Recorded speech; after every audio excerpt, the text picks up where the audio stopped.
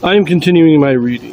What I'm doing in this series is to read through the entire standard works of the Church of Jesus Christ of Latter-day Saints. This consists of the Bible, the Book of Mormon, the Doctrine and Covenants, and the Pearl of Great Price. I am reading in a chronological order of events, not according to publication or volume, so I will be skipping around a bit as I move along. So we are returning to Jeremiah now for a number of chapters, but Jeremiah is, when it comes to doing things chronologically, Jeremiah is just annoying, because he goes back and forth, and things that happen at the same time are separated by like 5-10 chapters sometimes. And so we have to piece together these chapters in the order that they're supposed to be in. Some of them we just don't really know when they take place, but we are reading about the siege of Jerusalem. We read in 2 Kings and 2 Chronicles how Nebuchadnezzar came and destroyed Jerusalem. He came in the 9th year, and in the 11th year, the siege ended and Jerusalem was destroyed.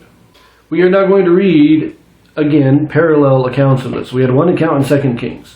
We had one account in 2 Chronicles. We are going to read two different accounts of this same event in the book of Jeremiah.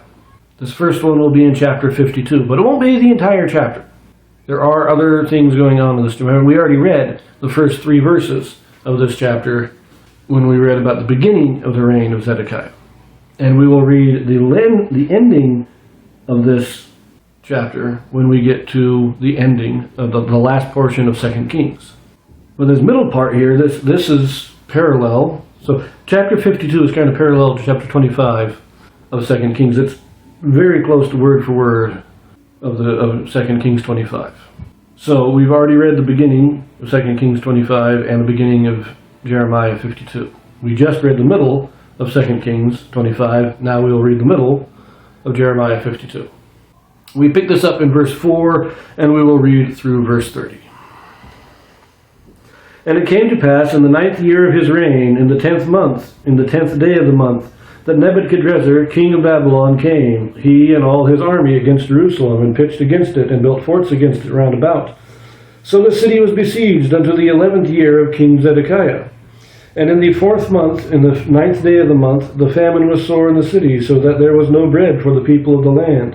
Then the city was broken up, and all the men of war fled, and went forth out of the city by night by the way of the gate between the 2 walls, which was by the king's garden. Now the Chaldeans were by the city round about, and they went by the way of the plain. But the army of the Chaldeans pursued after the king, and overtook Zedekiah in the plains of Jericho, and all his army was scattered from him. Then they took the king, and carried him up unto the king of Babylon to Riblah in the land of Hamath, where he gave judgment upon him. And the king of Babylon slew the sons of Zedekiah before his eyes, and slew also all the princes of Judah in Riblah. Then he put out the eyes of Zedekiah, and the king of Babylon bound him in chains, and carried him to Babylon, and put him in prison till the day of his death. Now in the 5th month, in the 10th day of the month, which was the 19th year of Nebuchadrezzar, king of Babylon, came Nebuzaradan, captain of the guard, which served the king of Babylon, into Jerusalem, and burned the house of the Lord, and the king's house, and all the houses of Jerusalem, and all the houses of the great men burned he with fire. And all the army of the Chaldeans that were with the captain of the guard brake down all the walls of Jerusalem round about.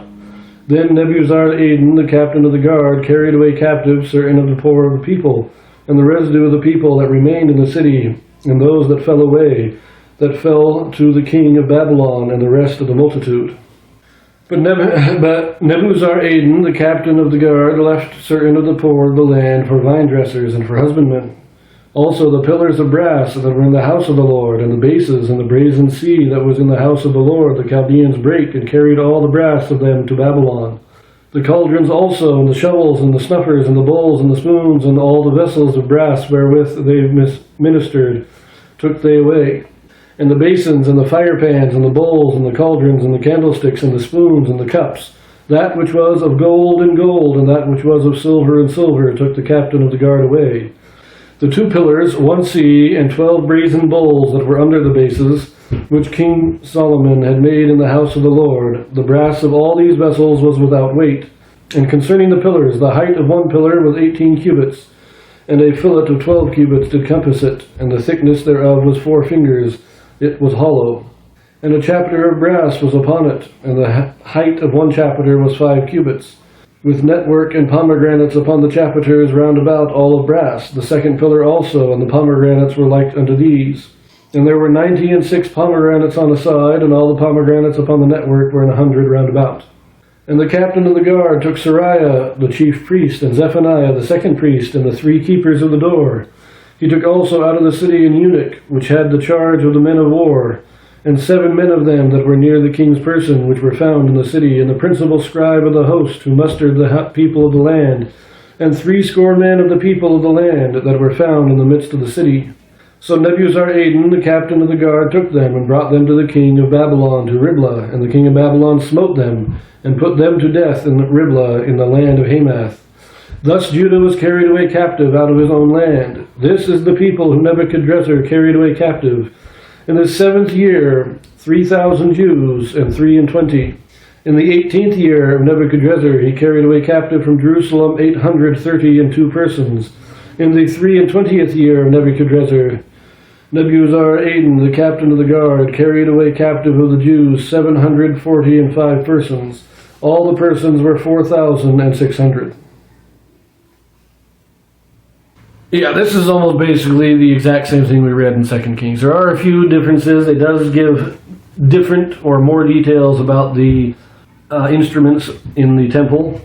One thing to note here is in verse 21 it says, a fillet of 12 cubits did compass it. In other words, it was a fringe going around the circumference of the pillar. 12 cubits is about 18 feet, so this is the circumference of the pillar is about 18 feet. These are big pillars. But they were also hollow, which is interesting.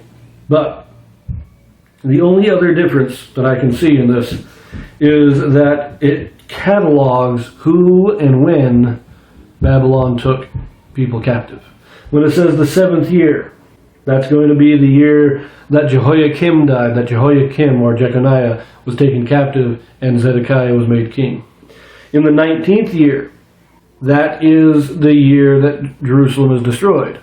And then it says in the 23rd year, which is 4 years later. This is 4 years after Zedekiah has been killed. We have another wave of captives being taken out. Now, this doesn't quite line up with other accounts. The other accounts, the rest of the scriptures indicate that there was the first captivity was in the 1st year of Nebuchadnezzar, which isn't mentioned here. So if we take this and we take everything else that's said, it would indicate 4 different times that Jews were taken captive into Babylon, instead of 3. So that's an interesting little detail, but not real vital. So we'll leave it there. And we are continuing in Jeremiah. The next chapter we read will be yet another account of the siege.